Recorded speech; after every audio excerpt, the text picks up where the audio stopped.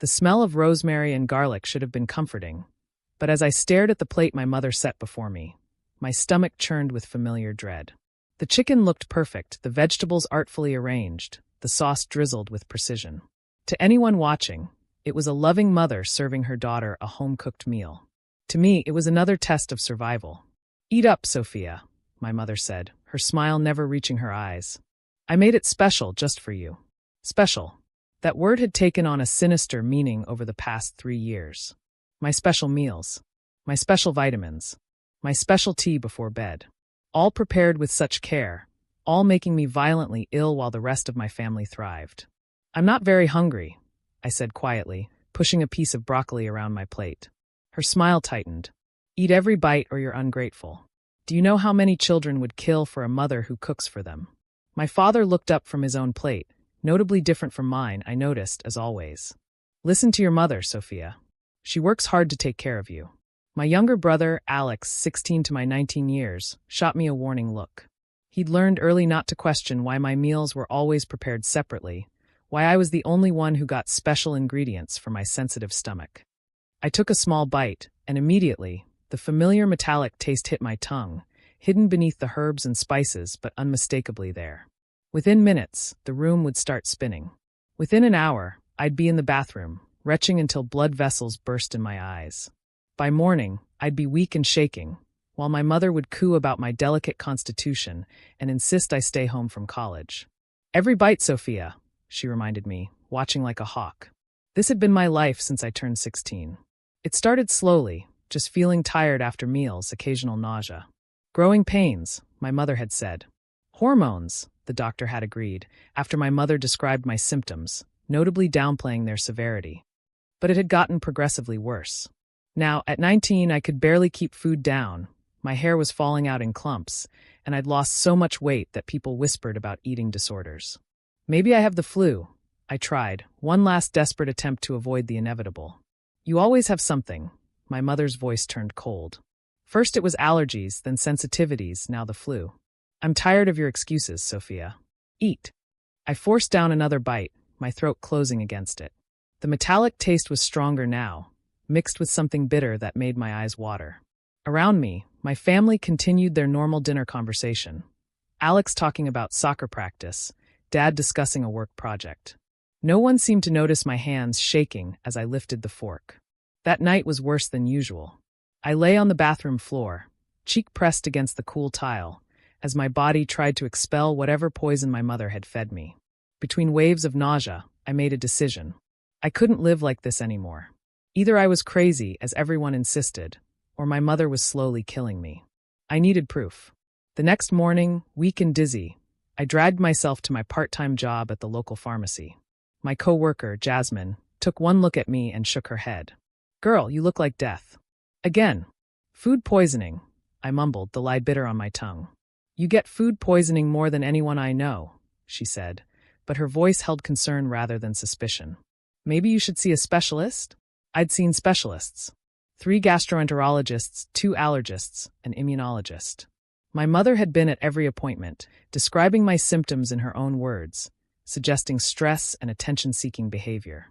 The doctors had run basic tests, found nothing conclusive, and prescribed antacids and anxiety medication. But that day at work, surrounded by medications and medical supplies, a plan formed. We sold home testing kits for various things: pregnancy, drugs, allergens. What we didn't sell were toxicology kits, but I knew they existed. I just needed to figure out how to get one without raising suspicions. It took 2 weeks of research and all my savings, but I finally ordered a comprehensive toxicology testing kit online, shipped to Jasmine's apartment. She thought I was being paranoid but agreed to help. "If it gives you peace of mind," she'd said. The hard part was collecting samples. My mother watched me like a hawk during meals, but I learned to be creative. A spoonful of soup absorbed into a piece of bread, hidden in my napkin. Sauce scraped onto the underside of my plate, later transferred to a small container. Tea bags stolen from the trash after my nightly calming tea. Each sample carefully labeled and hidden in my room. I also started documenting everything. Photos of my meals, different from everyone else's. Videos of my mother preparing my food when she didn't know I was watching. Recordings of her insisting I finish every bite while others were allowed to leave food on their plates. You're getting paranoid, Alex told me one night, catching me photographing my dinner. Mom's just worried about your health. Then why is my food always different? I asked. He shifted uncomfortably. She says you have special dietary needs. What needs, Alex?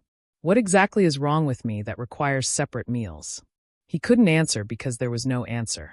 The story changed depending on who asked: lactose intolerance, gluten sensitivity, iron deficiency. A rotating roster of conditions that somehow required me to eat completely different food from everyone else. 3 weeks after starting my collection, I had enough samples. I followed the kit instructions carefully, sealing everything and sending it to the independent lab with a detailed note about my symptoms. Then I waited. The call came on a Tuesday afternoon. I was at work when my phone rang, showing an unknown number. Miss Martinez? The voice was professional but urgent. This is Dr. Foster from Toxlab Solutions. I need to speak with you about your samples immediately. My heart pounded. Did you find something? Miss Martinez, where are you right now? Are you safe? I'm at work. Why? What did you find? There was a pause. Your samples contain significant levels of ethylene glycol, that's antifreeze, as well as traces of ricin and arsenic. These are not accidental contaminations. I'm legally required to report this to law enforcement. The FBI will be contacting you shortly. The phone slipped from my numb fingers. Jasmine caught it, her face paling as Dr. Foster repeated the information for her to hear. Antifreeze, she whispered. Your mother has been feeding you antifreeze? The room spun, and not from poison this time. 3 years. 3 years of being told I was paranoid, dramatic, attention-seeking. 3 years of doctors dismissing my symptoms because my mother assured them I was fine. 3 years of being slowly, methodically poisoned by the person who was supposed to protect me. Within hours, my life became a whirlwind of FBI agents, medical examinations, and emergency treatments. The levels of poison in my system were staggering, not enough to kill me outright, but enough to cause severe chronic illness. The doctors were amazed I was still functional. Ethylene glycol in small doses causes exactly the symptoms you've been experiencing, the hospital toxicologist explained. Nausea, dizziness, fatigue. Over time, it damages your kidneys and nervous system. The ricin and arsenic were likely added to enhance certain symptoms, make you weaker, more dependent. But why? I asked, though part of me already knew. The FBI agent, Special Agent Torres, had a theory. Control. Your mother exhibits signs of Munchausen syndrome by proxy. She made you sick to keep you dependent on her, to maintain her role as the devoted caretaker. They arrested her that night. I wasn't there. I was in the hospital, receiving treatment to flush the poisons from my system, but Alex called me hysterical. They took Mom, he sobbed. Dad's going crazy. He says you're lying, that you did this to yourself for attention. Alex, they found antifreeze in my food. Ricin. Arsenic. Why would I poison myself? Dad says you could have added it to frame Mom. He says you've always been jealous of her. Even with scientific evidence, my father refused to believe it. He hired the best lawyers, painted me as a disturbed young woman who'd poisoned herself to destroy her loving mother. The extended family split, some supporting me, others convinced I was a monster. But the evidence was overwhelming. The FBI searched our house and found antifreeze in the garage, normal, but also traces of it in my mother's special ingredient cabinet in the kitchen. They found ricin-containing castor beans in her greenhouse, books on poisonous plants hidden in her craft room. Most damning, they found her journal. Page after page detailed her experiments with different substances, careful notes on my reactions, adjustments to dosages. She'd written about her frustration when doctors almost discovered the truth, her joy when I was too sick to leave home. One entry stood out. Sophia tried to refuse dinner again. She's getting suspicious. I may need to increase the dose or try something new. She can't leave me. She needs me. I'll make sure she always needs me. The trial was a media sensation. The devoted mother who poisoned her daughter for attention. My father, faced with the journal and forensic evidence, finally broke down. He hadn't known, he insisted, but admitted he'd noticed my meals were always different, that my mother was obsessive about my diet, that she seemed almost happy when I was ill. I thought she was just overprotective, he said on the stand. I never imagined. My mother was convicted on multiple counts of attempted murder, assault, and poisoning. She received 25 years to life. During sentencing, she still insisted she'd only been trying to help me, that I was sick and needed her care.